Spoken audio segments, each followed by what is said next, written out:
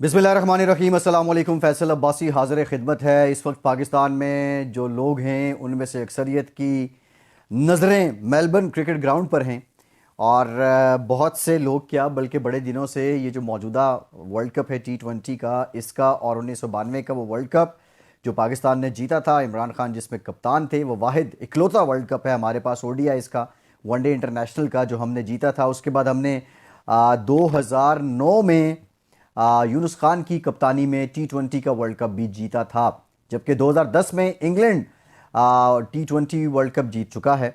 और उसके बाद जो है पिछला वर्ल्ड कप हमने देखा कि जो ODI इसका है वो भी इंग्लैंड के नाम रहा। सो देखा ये जाए अगर पाकिस्तान से मुतालिक, तो पाकिस्तान इस वक्त फेवरेट है। अब फेवरेट किस लिए है? अगर आप दोनों टीमों को पेपर पे उतार लें तो उसमें इंग्लैंड की टीम बड़ी तगड़ी नज़र आती है। उनकी छठे सातवें नंबर तक बैटिंग है और प्रॉपर बैटिंग है। ये नहीं कि आपके पास कोई वैल्यू एडिशन के तौर पे बैटिंग मौजूद है, नहीं, प्रॉपर बैटिंग उनकी सातवें नंबर तक है। जबकि पाकिस्तान ओपनिंग, देन फिर मिडिल ऑर्डर के मसाइल, ये सब चीज़ें अपनी जगह हैं, लेकिन पाकिस्तान फेवरेट इसलिए है कि खुदा पाकिस्तान के साथ है। और उसकी शानदार मिसाल इससे पहले भी बात हो चुकी है कि अगर नीदरलैंड साउथ अफ्रीका को शिकस्त ना देता तो जिस तरह पड़ोसी मुल्क में BCCI ने अखाड़ पछाड़ कर दी है, कोचिंग टीम को भी फारिग कर दिया, बाकी कैप्टन्स को भी फारिग कर दिया, और इसी तरह आज जब ये लाहौर या इस्लामाबाद या कराची हमारे लोग लैंड कर रहे होते तो यहाँ भी ये सिलसिला चल रहा होता। लेकिन अल्हम्दुलिल्लाह अल्हम्दुलिल्लाह हमारी टीम ने रिदम पकड़ा है, हमारे खिलाड़ियों ने मोमेंटम पकड़ा है, हमारे खिलाड़ियों ने शो किया है कि उनके अंदर एक विल है, उनके अंदर एक करेज है जीतने की। लिहाजा मैं समझता हूं कि आपको कोई उस वक्त तक शिकस्त नहीं दे सकता जब तक आप शिकस्त मान न लें, और बाबर आजम और उनकी कंपनी ने, उनकी टीम ने शिकस्त नहीं मानी है। लिहाजा हम फेवरेट हैं इसलिए।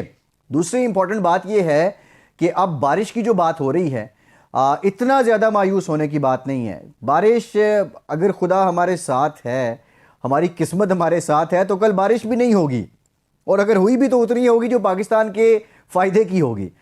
कल ही फाइनल खेला जाएगा और ये फाइनल इंशाल्लाह पाकिस्तान जीतेगा, ये हमारी दुआएं भी हैं। और क्योंकि हम ये देख भी रहे हैं, ओवरऑल देखा जाए जिस तरह हमारी टीम ने सेमीफाइनल में परफॉर्म किया है, क्या फील्डिंग की है।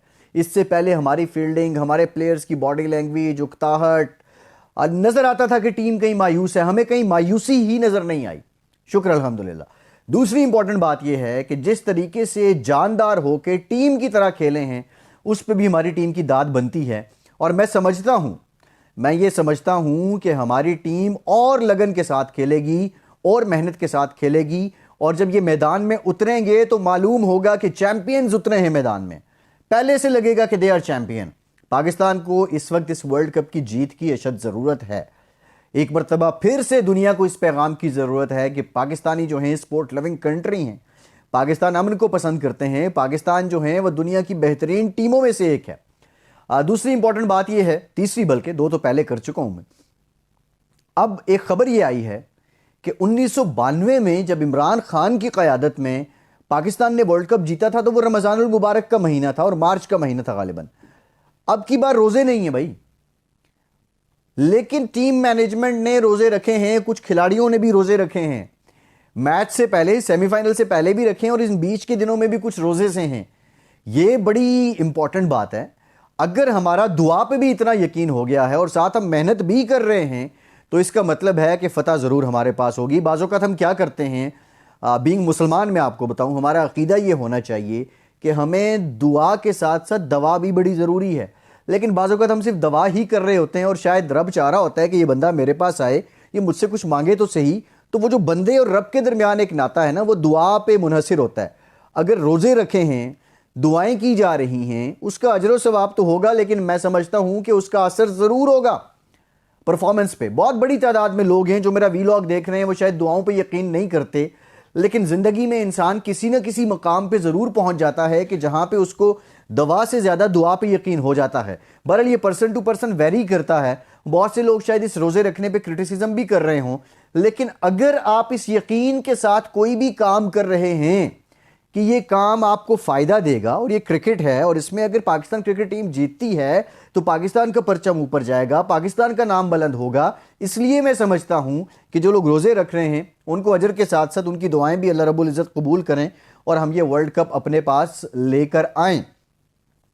اب رہی بات کہ اس سے پہلے جو ورلڈ کپ میں تھرو آؤٹ ہوا، زمبابوے سے ہار گئے، نیدرلینڈ نے ساؤتھ افریقہ کو ہرا دیا، انڈیا سے ہم ہار گئے، پھر ساؤتھ افریقہ سے آنورڈ ہم نے یہ سارا مومنٹم پکڑا. بھائی یہ T20 ہے، یہ 20 اوور کی گیم ہے.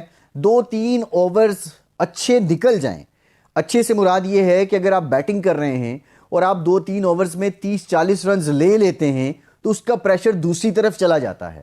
اور اسی طرح اگر آپ بولنگ کر رہے ہیں اور آپ 2-3 اوورز میں 1-2 وکٹ یا آپ 8-10 ڈاٹ بالز کر دیتے ہیں تو پھر اسی طرح یہ پریشر بیٹنگ والی سائیڈ پہ چلا جاتا ہے. اس پہ جو آن پیپر ٹیم ہے، یہ جو ٹیکنیکلٹیز ہیں، شاید وہ اتنی کام نہیں کرتی جتنا وہ 2-3 اوور کا ایک سپیل کام کرتا ہے، ادھر یو آر بیٹنگ اور بالنگ. تو لہٰذا میں سمجھتا ہوں کہ پاکستان کے پاس اب کچھ ایسے لوگ ہیں جو بہت زیادہ اچنبھا کر سکتے ہیں، حیران کر سکتے ہیں. پاکستان کے پاس شاہین آفریدی دیکھیں پریڈکٹیبل ہے. شاہین آفریدی پریڈکٹیبل اس لیے ہے کہ دوسری ٹیم کو بھی پتا ہے شاہین نے آنا ہے، اس نے پہلے 2 اوور میں 1 وکٹ لے جانا ہے. نسیم شاہ جو ہیں وہ شاید وکٹ ابھی اس طرح نہیں لے رہے، لیکن نسیم شاہ کی اکانومی از بیٹر. حارث رؤف جو ہیں وہ بھی پریڈکٹیبل ہیں کہ اس حارث نے تھوڑی بہت رنز کھانے اور اس کے بعد اس نے وکٹ دے دینی اور بڑا امپورٹنٹ بریک تھرو دینا ہے. پاکستان کے پاس وسیم جونیئر ایک بہت اثاثہ ہے. وسیم کو اگر اس کی جو ریورس سوئنگ کی ایبلٹی ہے اس کو اگر استعمال کیا جائے تو وہ جو 2-3 اوور کے سپیل والی بات ہے، اس میں وکٹ لینی ہو یا اس میں آپ نے ڈاٹ بالز کروانی ہو تو وسیم بہت ہیلپ فل ہوگا. ہمیں اس پہ بھی ذرا فوکس کرنا ہوگا. بیٹنگ پہ آئیں، حارث کے بارے میں سب کو پتہ چل چکا ہے کہ حارث آتا ہے، ہٹ کرتا ہے اور اچھا رنز کرتا ہے، کم بال کھیلتا ہے، سٹرائک ریٹ اس کا اچھا ہے اور اچھی ہٹ کرتا ہے. اور وہ اپنا جو 30-35-20-22 کا جو شیئر ہے وہ اس وقت بہت اچھے سے کنٹریبیوٹ کرتا ہے جب ضرورت ہوتی ہے. اب اسی طرح شان مسعود کی ہم بات کریں، ہمارے پاس بہت زبردست افتخار ایک ایسا پلیئر ہے کہ جو یقین مانیے کہ اچنبھا کر سکتا ہے.